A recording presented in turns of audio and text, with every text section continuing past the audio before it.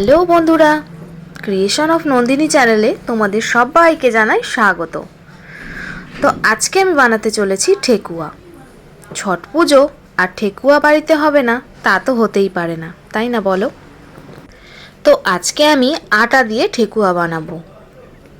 এখানে নিয়েছি আমি 2 কাপ আটা, সাথে নিয়েছি 2 কাপ সুজি, আর নিয়েছি ঘি পরিমাণ মতো, আর সাদা তেল। সাদা তেল আর ঘি মিশিয়ে আমি করছি। ময়মটা আমি খুব বেশি পরিমাণে দেব।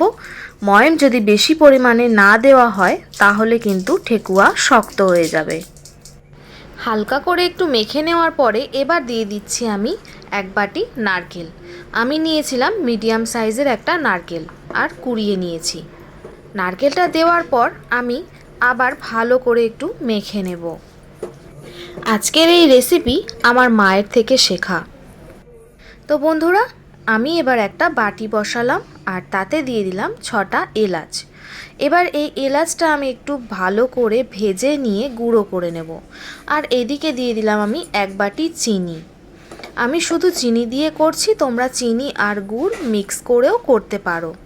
চিনিটা আমি একটু বেশি পরিমাণে দিচ্ছি, কারণ ঠেকুয়া যদি একটু মিষ্টি না হয় বা ঠেকুয়ার গায়ে একটু চিনি যদি না লেগে থাকে তাহলে কিন্তু খেতে ভালো লাগে না।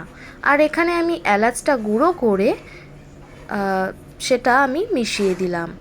এলাচটা মিশিয়ে দেওয়ার পরে অল্প অল্প করে জল ছিটিয়ে ভালো করে আটার মতো করে মেখে নিয়েছি। একদমই বেশি জল লাগে না, যদি ময়মটা ভালো করে দেওয়া হয়, একটু বেশি দেওয়া হয় তাহলে কিন্তু জলের পরিমাণ খুব কম লাগে। আর মেখে নেওয়ার পরে দেখো গোল্লা পাকিয়ে আমি এখানে রেখে দিয়েছি। অলমোস্ট লেচি করা আমার কমপ্লিট হয়ে গেছে। এই ঠেকুয়া কিন্তু ময়দা দিয়েও বানানো যায়। আর এবার দেখো আমি এত বেশি একটু ময়ম দিয়েছিলাম যে হাতের মধ্যেও কিন্তু একদমই লেগে যাচ্ছে না। এবার আমি একে একে বড়ার মতো শেপ করে নেব আর তারপরে কাঁটা চামচ দিয়ে একটু ডিজাইন করে দেব।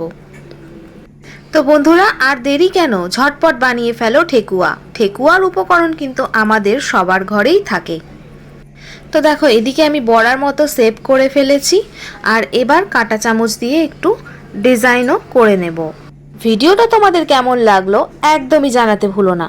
আর যারা আমার চ্যানেলের নতুন বন্ধু হয়েছো তারা চ্যানেলটি সাবস্ক্রাইব করে সঙ্গে থাকো আরও নিত্য নতুন ভিডিও পেতে।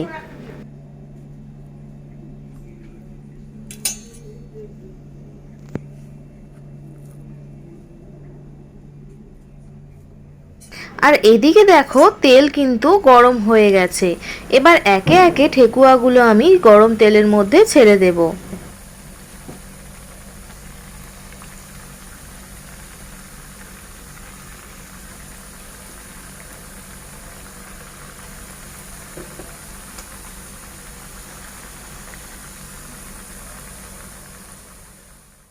এবার দেখো ঠেকুয়াগুলো কিন্তু ভাজাও হয়ে গেছে, একটু রেড ব্রাউন করে আমি ভেজে নিয়েছি।